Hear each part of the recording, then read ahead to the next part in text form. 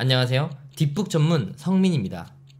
유튜브 구독자 46만이 넘은 성명준님과 관련된 사건이 현재 이슈가 돼서 성명준님 영상이 270만 조회수가 넘고 이 사건에 대해서 이야기하는 유튜버들이 상당히 많아요. 현재 성명준님은 1심 판결이 난 상태고 항소장을 낸 상태입니다. 1심 판사는 성명준님에게 사기 및 협박으로 징역 1년 3월을 선고하였습니다. 왜 그랬을까요? 지금 제가 시간이 없기 때문에 아주 간단히 사건을 요약합니다. 성명준님이 가게를 친구분에게 팔았어요. 가게 보증금이 1억 원이고 권리금 1억 2천, 인테리어 8천. 이 친구분은 장사가 처음이고 성명준님에게 3억을 투자했습니다. 하지만 권리금 1억 2천이 사기였고 성명준님과 친구분의 잡음이 발생되면서 친구분은 성명준님이 사기꾼이다라며 SNS에 글을 올리면서 성명준님은 본인을 사기꾼으로 몰아넣은 친구에게 여러가지 협박을 했다고 합니다. 그리고 친구분은 성명준님을 고소를 하면서 재판을 가게 된 사건입니다. 끝이에요. 1심 판사는 이 권리금 부분이 사기였다고 판단을 했습니다. 쉽게 말해 권리금이란 보통 가게에서 장사를 하며 어느 정도 매출을 발생시키고 가게 판매자가 구매자에게 내가 지금 이 가게에서 이 정도 수준의 매출을 발생시켰다. 구매자가 이 가게를 구매하게 되면 어느 정도의 매출을 기대할 수 있을 것으로 보여진다. 그리고 그 부분에 대한 권리의 명목으로 돈을 받는 것으로 생각하시면 됩니다. 하지만 성명준님이 팔았던 가게는 장사를 하고 있었고 매출이 있었던 가게가 아니라 문을 닫아놓은 가게, 즉 공실이었습니다. 1억 2천이라는 권리금은 허무맹랑한 소리였죠. 하지만 구매자는 이것을 알지 못하고 친구 관계라서 믿고 구매했다고 합니다.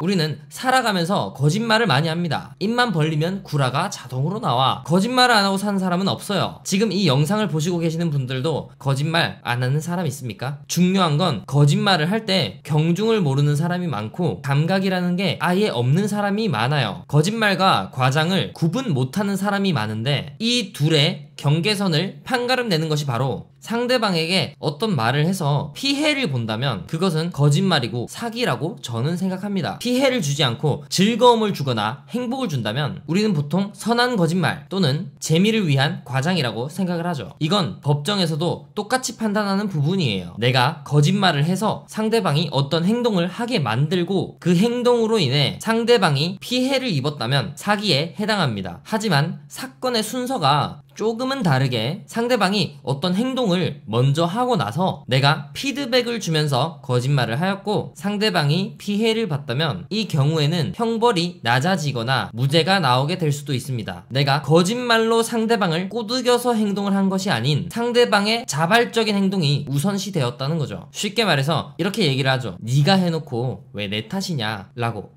결론입니다. 과장을 자주 하는 사람을 옆에 두거나 그 사람과 친하게 지내면 안 됩니다. 그리고 믿어서는 더더욱 안 됩니다. 마치 중고차 허위 매물하는 사람들처럼요. 그런 사람들은 서로가 서로에게 허위 매물을 팔 수도 있습니다. 말이란 아 다르고 어 다릅니다. 자칫 잘못 말해서 모든 것을 당신이 책임질 수도 있습니다. 이래서 사람은 생각을 많이 해야 되고 말을 잘해야 됩니다. 여러분은 주변에 좋은 사람을 많이 두셨으면 좋겠어요. 한 번뿐인 인생 안 그래도 믿을 사람 없는데 허구한 날 과장하고 쓸데없는 미사여구 붙여서 거짓말하는 사람과 왜 인간관계를 합니까? 다들 좋은 하루 되세요.